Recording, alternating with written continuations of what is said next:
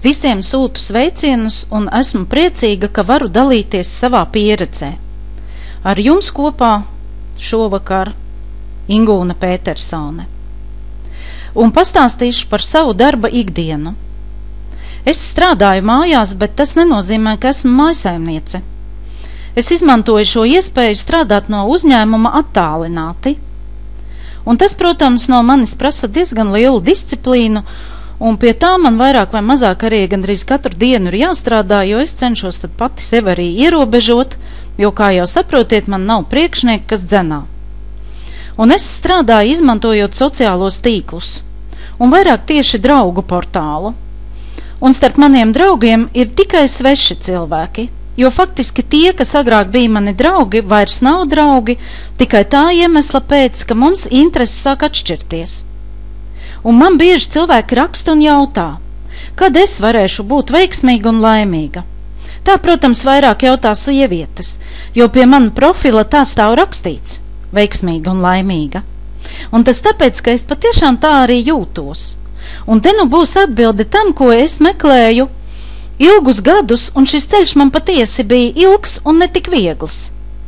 Bet pie grūtībām parasti dzims tas, ko tu gaidi. Un es pievienojos tiem cilvēkiem, kas par mani bija veiksmīgāki, jo tikai no tādiem var mācīties.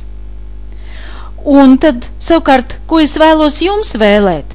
Nu, jums arī ir jāpievienojās pie tādiem, kas ir veiksmīgāki par jums.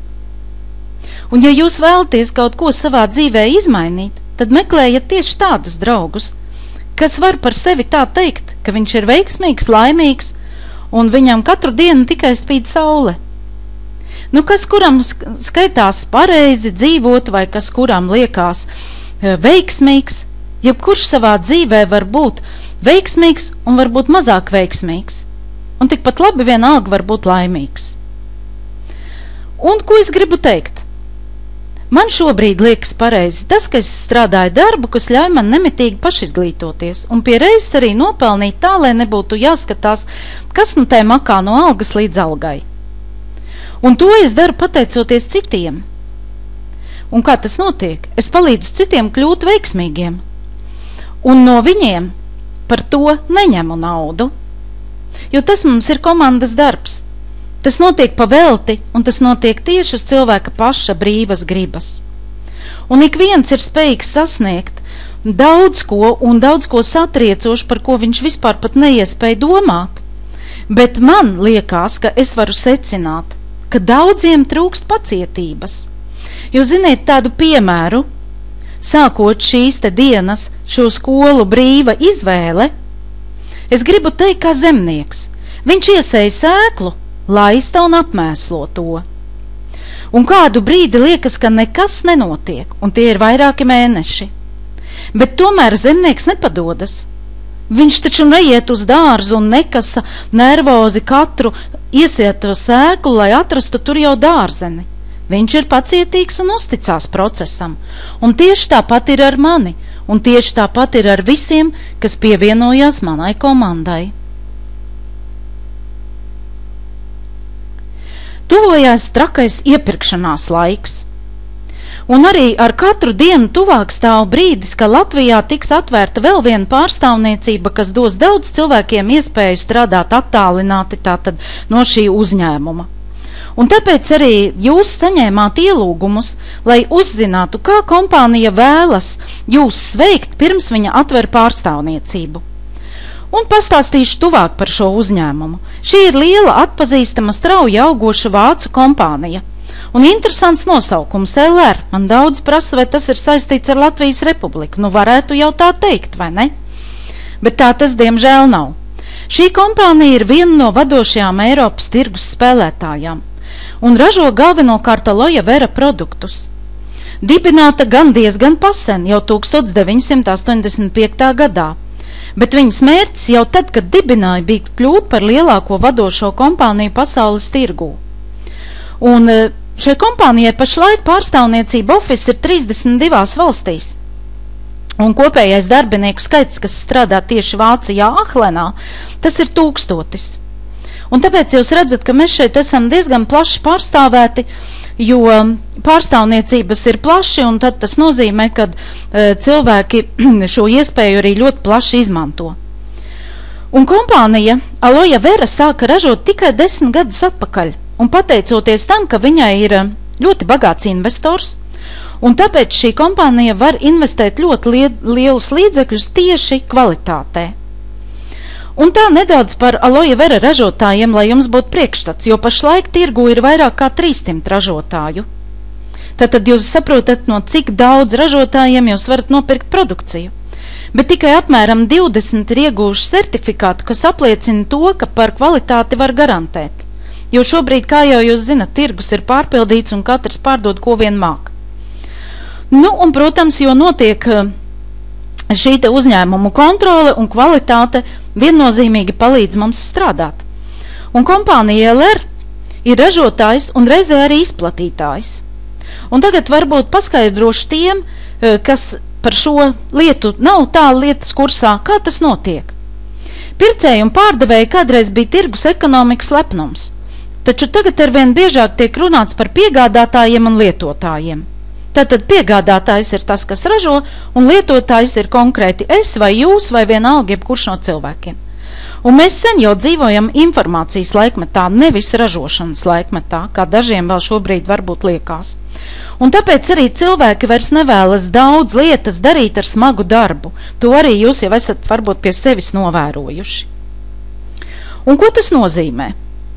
Tas nozīmē tieši tāpēc tagad skolotāji, dažbrīd vai mentori, kā mēs viņus varētu saukt, aug kā sēnes pēc lietus.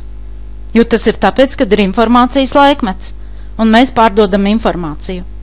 Un tas nozīmē, ka darbošanās iegūst tīkla formu un pakāpeniski atstāja šo te tirgu kā mūsu sapratnē tirgus, kur satiekās pircējs un pārdevējs mazā bodītē, tas viss aiziet pagātnē.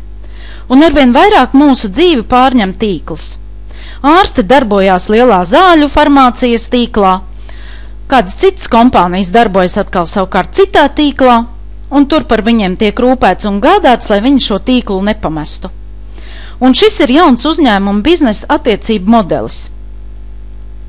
Lai uzņēmumi varētu konkurēt savā starpā, viņi darījumus slēdz tieši ar gala patērētāju, ar pircēju. Un pircējs par to saņem kompensāciju. Jo faktiski, ko tad dara pircējs? Viņš lieto produkciju un sniedz tātad šo konsultāciju pakalpojumus, ko tad viņš ir no šī produkta saņēmis. Un vairs netirgojās, kā dažbrīd cilvēkiem liekas, ļoti daudz man jautā, ja tu man piedāvā šo te iespēju, ko man vajadzēs darīt? Tirgoties? Nē, es jau teicu, tirgus aiziet pagātnē, un mēs tirgojam informāciju, tad mēs tirgojam rezultātu, ko mēs saņemam lietojot tādas vai citādas kompānijas produktu. Un tātad es kā šīs te kompānijas LR konsultants vai tiešais sadarbības partners, vai varbūt var teikt preču lietotājs, tālāk pārdodu savu pieredzi, kā man patika vai nepatika šis vai cits produkts. Un kompānija man par to samaksā, jo šajā preču pārpilnības tirgu tieši šie te personīgi ieteikumi darbojās vislabāk. Un viņi darbojās tieši šādās te kompānijās, kur prece ir augstas kvalitātes produkts.